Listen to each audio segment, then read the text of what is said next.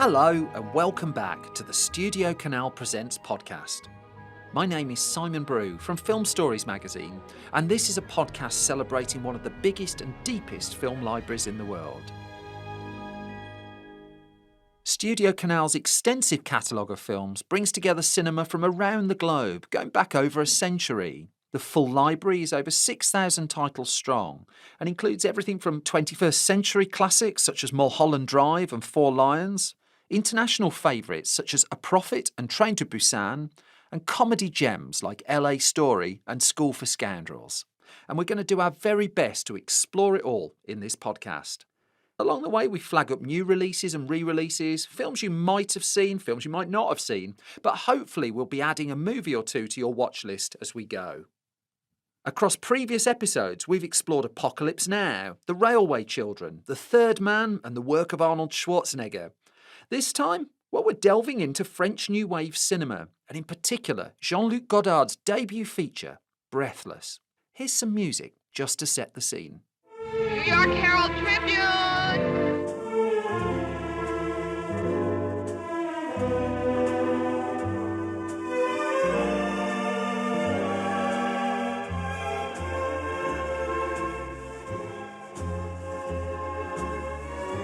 Vous venez d'où, Monte-Carlo? Non, de Marseille. Je suis resté samedi et dimanche à Monte-Carlo. Fallait que je voie un type. Lundi, j'ai essayé de t'appeler de Marseille. Lundi et dimanche, je n'étais pas à Paris. New York Herald Tribune! Je t'en prends un. C'est gentil.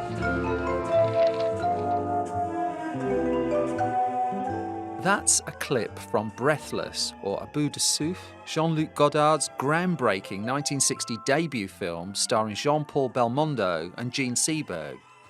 Now, in a little while, you're going to hear me talking to LA-based critic and filmmaker Drew Gregory, who discovered Breathless and a passion for the French New Wave at the age of just 14. But first, I'm joined by French-born, British-based writer, critic and professor of film studies at King's College London, Ginette Vincendeau. And just like Jean-Luc Godard, she got into film as a result of going to see a film in Paris, in this case, a film a friend described as the best film ever made. So what was that film? What was the turning point for you, Ginette? It was a film called The Rules of the Game, La Règle du Jeu by Jean Renoir, and it is indeed one of the best films ever made. I think it deserves that title. But at the time, I thought my heart sank a bit when I was told, you must love this because it's a masterpiece.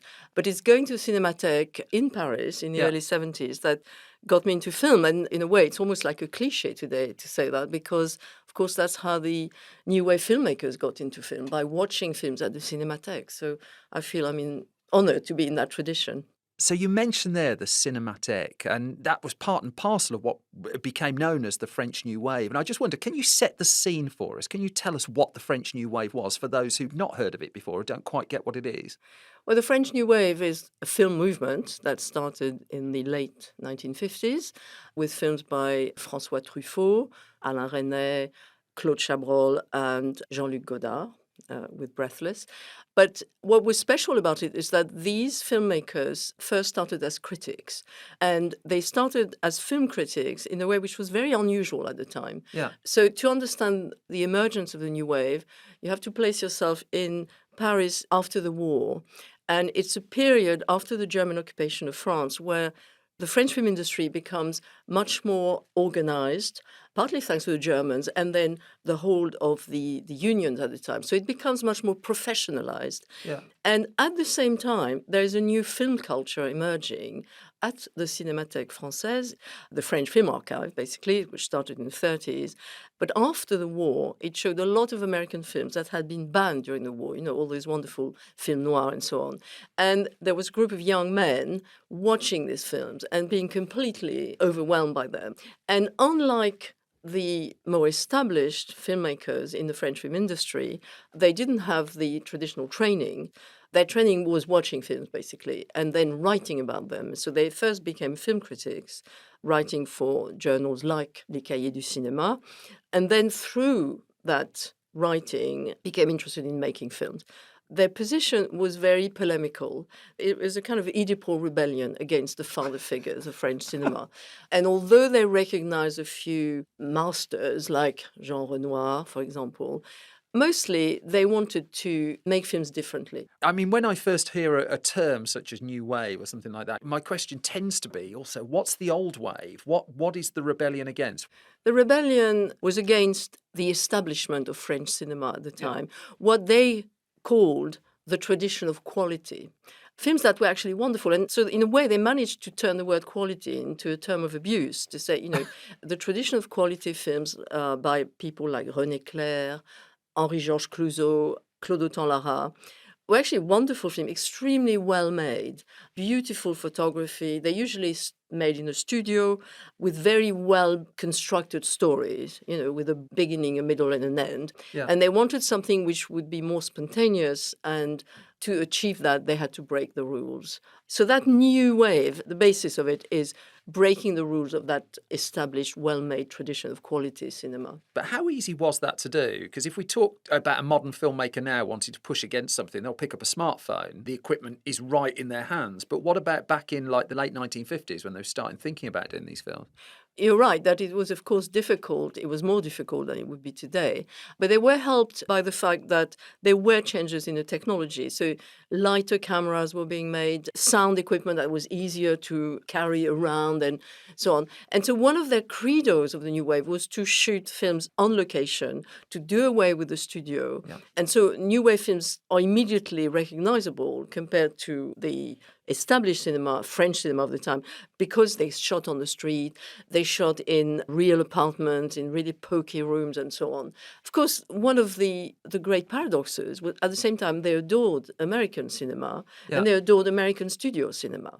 But the French studio cinema is what they wanted to do away with.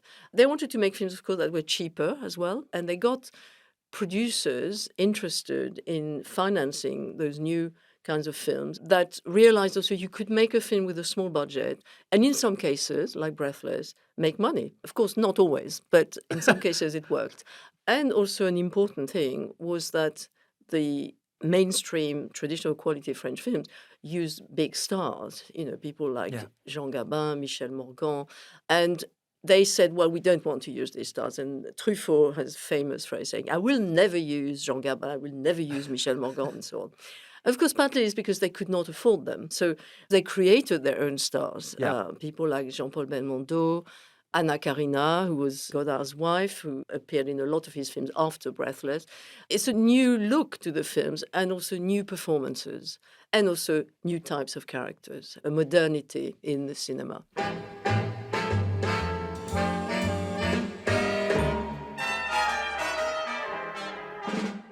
You've set the foundation for how the French New Wave came into being and the people who fueled it. But specifically, what was it that sparked Breathless in particular into life? Well, it was partly a team effort. Truffaut had something to do with the script.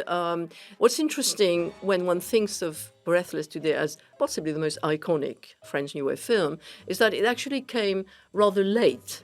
Truffaut, René, Chabrol, they all got films out in 1959. Yeah. And Godard only started shooting Breathless in the summer of 59 and came out in the spring of 1960. So he took a little bit longer than the others, but he got there. And it's a film about Paris. It's a film about love and romance in Paris. It's also a tribute to American cinema. And that is also very typical of Godard as a critic as well. His adoration for American film. You can see in the film in all sorts of ways. Of course, first of all, with Jean Seberg playing the female lead in the film, an American star. And for Godard, this was paying tribute to the films of Otto Preminger, in which she had appeared in Hollywood. Also, in the film, there's a wonderful scene, which possibly is my favorite scene in the whole movie. Jean-Paul Belmondo stands in front of a poster of Humphrey Bogart. Yes. And sort of looks dreamily at him and says bogey, and there's kind of smoke drifting across the frame. It kind of says it all, I think. Bogey.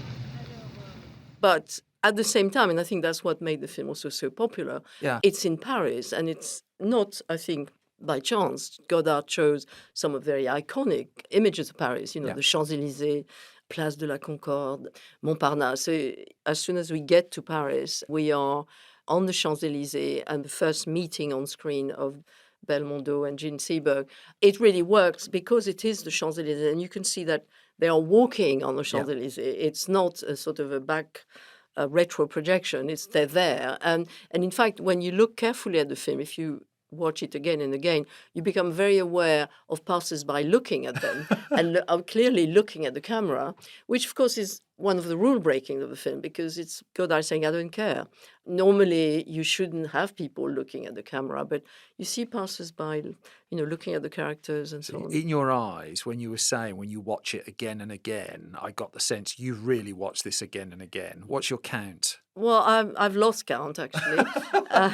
But I have watched it many times for pleasure. I've also watched it many times for work, for writing. I teach a New Wave course at King's College, so of course Breathless has to be over there. 100. Yeah. Over Yes. 100? Oh yes. Over 200? Possibly. Really? Okay. But I never really tire of it. So you always see something different. You always see little details that you've missed before, and it's a very pleasurable film. Seeing Paris, there's a kind of documentary aspect for me about the Paris that is gone, and the music by Martial Solal. This is sort of lovely jazzy score, and also it's a film with a lot of humor. I think it's a film that makes you smile.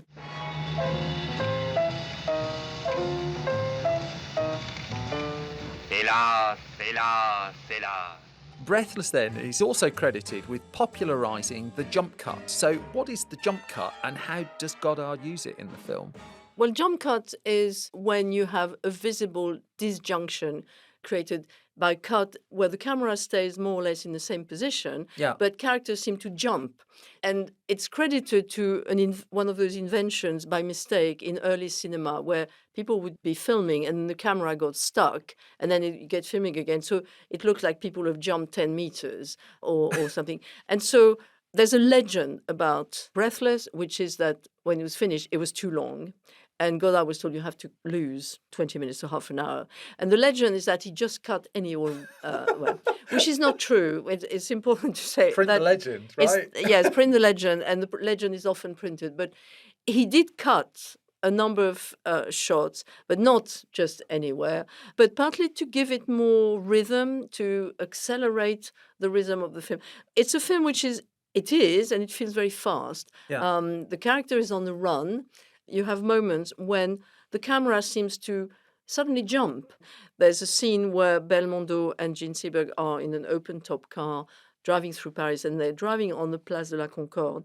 And Belmondo's voice is commenting on Jean Seberg's neck and her beauty, generally. J'aime une fille qui a une très jolie nuque, de très jolis seins, une très jolie voix, de très jolis poignets, un très joli front, de très jolis genoux.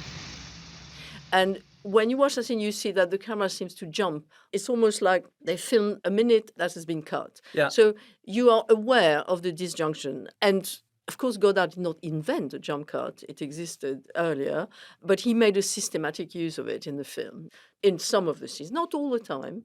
So, for example, when you're in that long scene in the hotel bedroom in the middle, it's much more fluent, and fluid. It's a very different feel. But when you are on the streets of Paris, chop, chop. Oh, I still prefer the legend. I like the legend. And was there really much of a script to it? How much of this was written down? Because I read how much of it was done on the fly. There was some script which Godard kept changing. And when you read biographies by the actors, for example, they all say at the time, they thought this man doesn't know what he's doing. They thought this would be a sort of terrible flop, and because they would get their lines every morning, because things were changed all the time. But it's a very good illustration of the New Wave script that a French historian has said the difference between the New Wave and mainstream French cinema is in mainstream cinema, you have a script which you illustrate. And with the New Wave, you have what he calls a plan of action script. So there's a kind of plan, but then you're going to change it. It enables you to improvise. And in particular, he kept changing his mind about the ending. For quite a long time, it wasn't certain how the film would end. Le dimanche matin, c'est le moment rêvé pour faire la grasse matinée. Il est quelle heure? Midi. C'était bien? Yes, sir. I mean, looking at the performance of Jean-Paul Belmondo at the heart of this film, I just wonder if you can talk to his role and just what the impact of it was. Belmondo's performance in Breathless is groundbreaking because it's both extremely loose and spontaneous, and at the same time, it builds on all sorts of archetypes of masculinity. Yeah. He plays a hoodlum on the run called Michel Poicard, who kills a policeman in a kind of very offhand fashion at the beginning of the film. And then he's running through Paris and joining his girlfriend. And he behaves in many ways like a sort of typical French macho guy of the time. So, he lifts a woman's skirt to see her legs.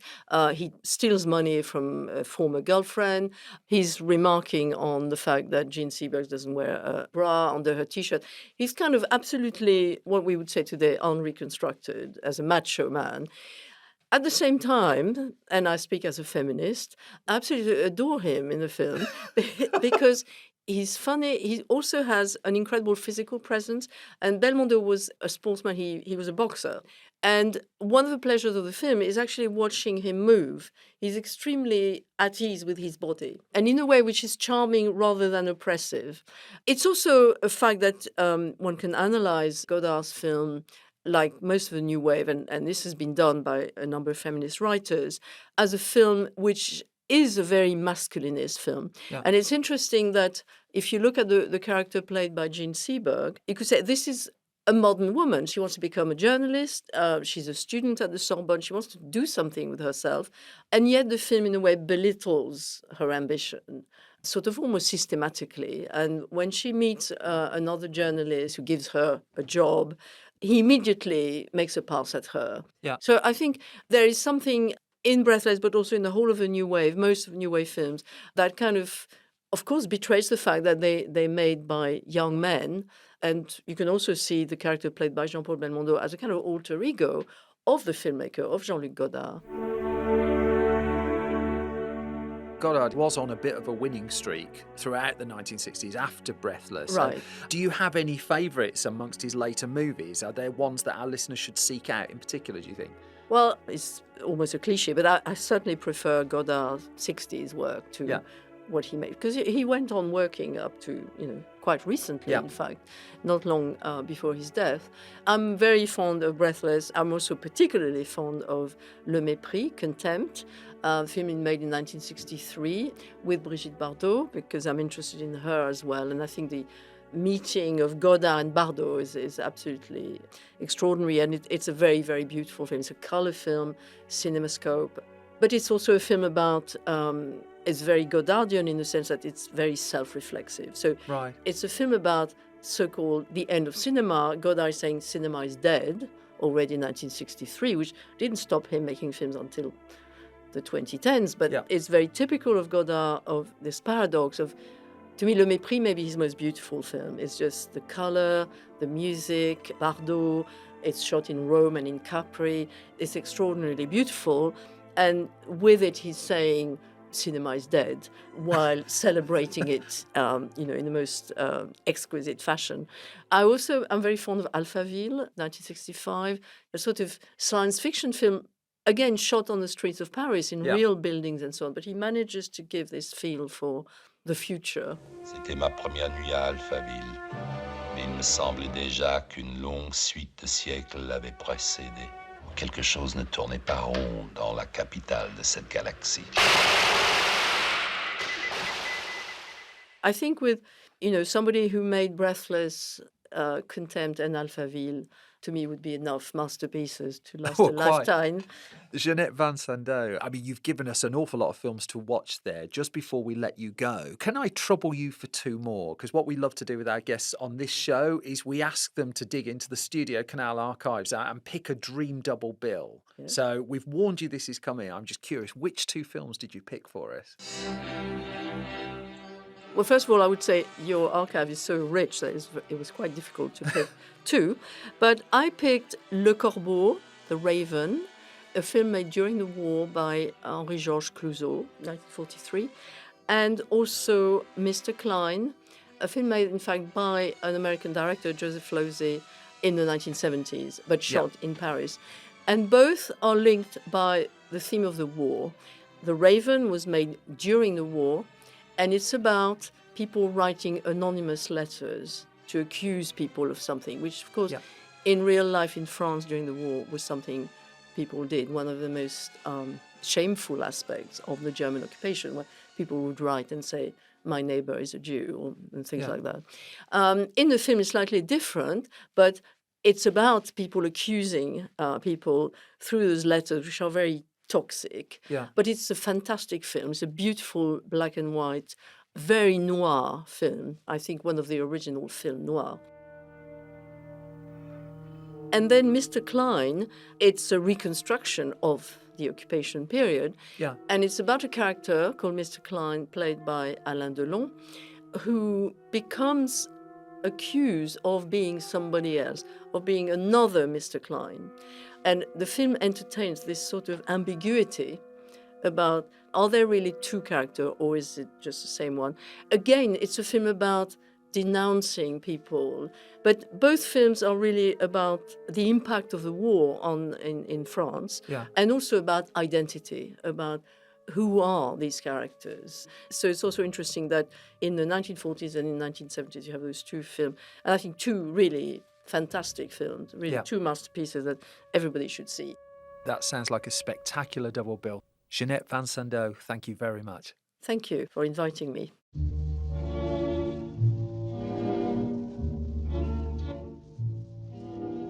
Now, if you'd like to dip your toes into the French New Wave, then you can stream Breathless, as well as other Godard favourites, including Alphaville and A Woman is a Woman, on the Studio Canal Presents channel on Apple TV and Prime Video right now.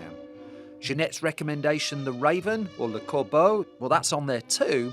And the other half of her double bill, Mr. Klein, is available to buy or rent wherever you get your films. Now, for this episode as well, I also had a chat down the line from LA with film critic Drew Gregory, and she too is a huge fan of the French New Wave. Yeah, I discovered the French New Wave when I was like 14, and I just was like a really precocious cinephile of a kid, and I would like go to the library and get DVDs or whatever, and I was so enraptured with the French New Wave specifically.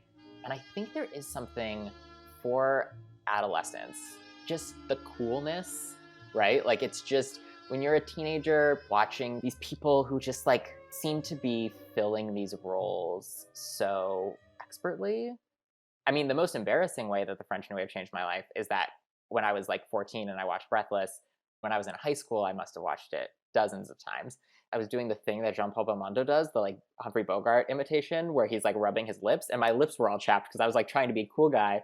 Because the other thing I should say, because this is a podcast and whatever, but like is that I'm trans, and so as a kid I was like trying to be a man, and I was like, what models of masculinity work for me? And it's like it's such a performed over the top version, and I was like, okay, like that seems cool, all the while like looking at like all the amazing like French women and being like, but also they're amazing too. Your library stocked very different DVDs to mine. Yeah. But I'm curious, you said you found Breathless at 14. Yeah. So even so, I mean, there's the effort, you go into the library, you pick in the disc, which I know doesn't sound like much effort. Somewhere along the line, you've either randomly picked that or that's being curated for you. How did it come into your life? I always was trying to see a wider variety than probably the average person of any age of mine. Like On the Waterfront and Cool Hand Luke, which also have these very sort of like incredible archetypes of masculinity. So it's very interesting for me to like look back on that and see what I was looking to as far as, I mean, because a lot of trans people are not on that journey, right? Yeah. If it's a trans girl who's more like confident in that identity in a certain way, if they're going to watch a classic movie, they're going to like want to be like Rita Hayworth or whoever. And it's like, I hadn't like accepted that in myself. So I was like, okay, I clearly am not like working as a boy. So what can I look to? Yeah. The sort of journey in my preteen and teen years was from exclusively American cinema to looking more at the world. 2, 3, 4, 5, 6, 7, 7 et demi, 7, 3 quarts. Tu es tellement large que je parie que tu vas sourire. The thing I always found growing up is when people would tell me I suppose there's still a little bit of in my head as well. When people would tell me you must watch this and that's incredible and these are the best of all time, Mhm. the films almost come preloaded, almost with a feeling like they're homework when you feel like you have to watch them. Mhm. And I just wonder, approaching them with youth as you did, 13, 14, could you approach those without any of the baggage that if I went up to someone now and said, watch Citizen Kane, it's one of the best films of all time, they'd look at me, nod, and not watch Citizen Kane. Right. But you kind of delved in. Yeah, I mean, I think it's because I was actually being told not to. Like, my friends weren't watching them, you know? Like, I had one friend who would let me, like, show him, like, weird movies. But I had a birthday party when I was somewhere in that, like, 12 to 14 range where I rented a projector to watch Vertigo. That's amazing. And in my head, I was like, it's in English, it's a mystery, it's in color. I was like, I'm hitting all the. We made it 10 minutes into the movie. These children were just like chatting through it. So I think the reason why I didn't have that same sort of baggage was because it honestly was being discouraged. Interesting. It wasn't known enough by the people around me. It was just like strange. It was like, why is this what you're spending your time doing? So even as I was seeking out these movies that were like the best, there was still like a little bit of like rebelliousness there. And, Yeah. you know, I wasn't allowed to watch R-rated movies at that time. So like, I'm probably like the only Scorsese fan who like watched Alice Doesn't Live Here Anymore before like Yeah. Taxi Driver, Goodfellas, and Raging Bull because I wasn't allowed to watch them. With world cinema, like there was stuff that was like edgier that I could see because it wasn't necessarily rated or it wasn't thought of that way. And so I got to see like a lot of stuff that was like maybe a little bit more adult. So I always felt cool, you know? It's funny because there's still a lot of sex, a lot of talk of sex. Yeah. I wasn't like a particularly wild kid. So having a bunch of people sitting around like talking about sex, talking about love, not necessarily doing it that much, like sometimes, but like there's a lot of conversation about it. And that was so appealing. Pourquoi tu veux pas recoucher avec moi? Parce que je voudrais savoir. Il y a quelque chose chez vous que j'aime, mais je ne sais pas quoi. And did you get a sense of Godard and of Breathless soaking into your life? It did like make an impact in the sense that I just desperately wanted to like get out of America. I was like, I want to go to France. I want to go to France. Yeah. And then the other thing was just as a filmmaker, like I was also, I think like 15 was when I made my first like short film where I like wrote a 20-page script and like hired my friends as actors and like was like very much like had people working on it and was like really trying to make it. And so the other thing about Breathless and all those early movies is it feels like you can make it, you know? Like when you watch this in Kane, it's impressive and incredible and you're like, it's so daunting. You can't do it outside of having like RKO money. But Breathless feels like, oh, I could just pick up a camera, run around and shoot, which is sort of what they did, right? Like, you know, they shot with natural light. Like the editing style is obviously influential and, you know, we can like theorize about the feeling it gives and the freedom it gives and existentialism and all these things. But ultimately, it's also just really helpful as like a child making movies to be like, oh, if I don't get the right footage, I can always just like chop it up in ways that might be interesting and like there are no rules. And so that was, I think, the other thing about it was that there was like a very clear musicality and cinema to it, but it felt so doable. I've never heard Breathless described as the film to make film more reachable to a filmmaker. That's really interesting. Yeah, I still think about that. Yeah, I mean, I still look to really all the French New Wave movies. I mean, I'm not a big late Godard fan. Like, I have seen a lot of them. I respect what he's doing, and I am envious of people who will like claim that he didn't make his best movie until like 2001 or whatever. But I appreciate that he never stopped pushing and he never stopped experimenting politically and artistically. And then someone like Agnes Varda, I mean, I think she continued to reinvent what she could do with cinema, like until her death, really. And that is it's so inspiring to me. So I think I look to them both, I guess, like in what is sort of my day job of like writing about film and in as a filmmaker. They're such a part of me. Like, it's not even, I mean, these things, we're talking about this, and so I'm saying these things, and it's not something that's even that conscious. And I'm realizing, like, oh, it's ingrained in who I am and in the choices I've made as far as, like, how to be close to film, how to make films, what to do when you don't have a Hollywood system behind you. Love that. I mean, I made, like, a web series some years back, and we shot it in Grand Central Station. Yeah. And the way that we were able to do it is I stole from the French New Wave, where we didn't record sound, and because it's too loud in there if we didn't have it closed off, and obviously we weren't like formally filming there, so we did it all ADR, which is like a French New Wave trick, right? Like it's like just being like, oh, we'll just fill in sound later, and also then we have more freedom with it and can like do fun things to cover over the fact that it's like all ADR'd.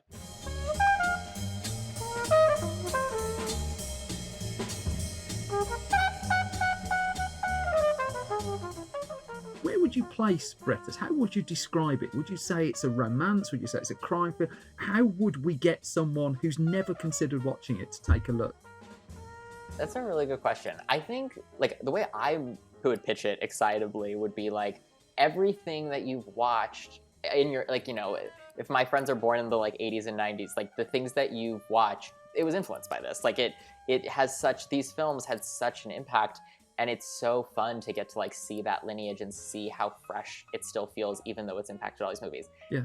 I think like every 16-year-old should watch Breathless. I mean, maybe with a asterisk of like the way they talk about women is, you know, whatever. But like it's both things, right? Like you do have this lead character who's like pretty misogynistic, but then you also have this woman who is like very sexually liberated and has the freedom to make poor choices, but it has the freedom to be attracted to this guy who is this way. And so like I really think that like young people shouldn't miss out on seeing these Godard movies, especially these early ones.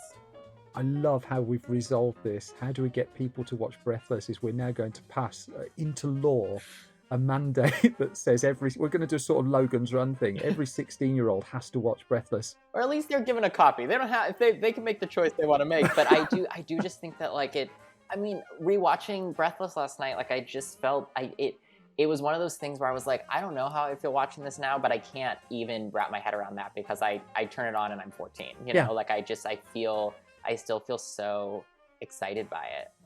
Drew Gregory, this has been a delight. Thank you very much. Yeah, thanks for having me. Big thanks to Ginette Vincendeau and Drew Gregory. And now we move on to the part of the show where we give you the latest news from the world of Studio Canal.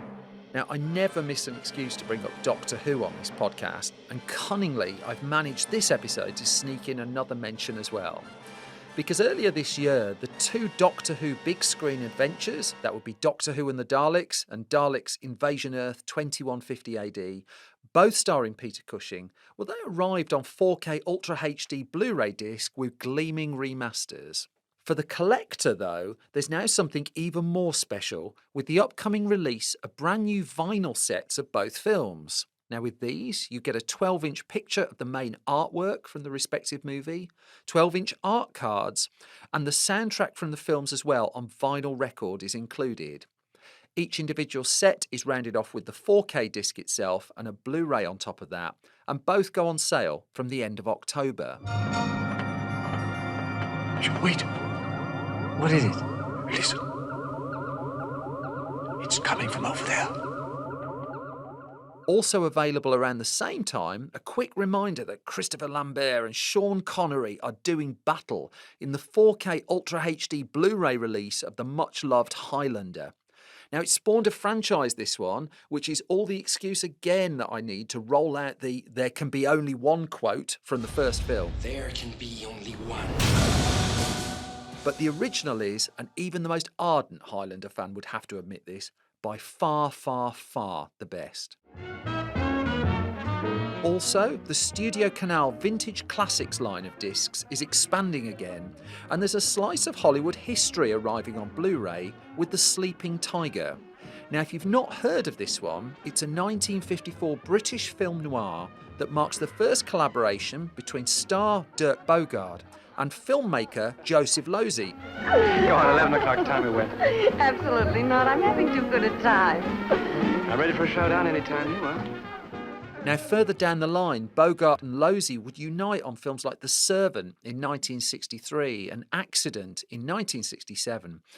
But this collaboration wasn't even allowed to have both of their names on it. Joseph Losey had to take a pseudonym, Victor Hanbury, as a result of the blacklisting in the McCarthy era of American history. and only over time was his real name able to adorn the movie.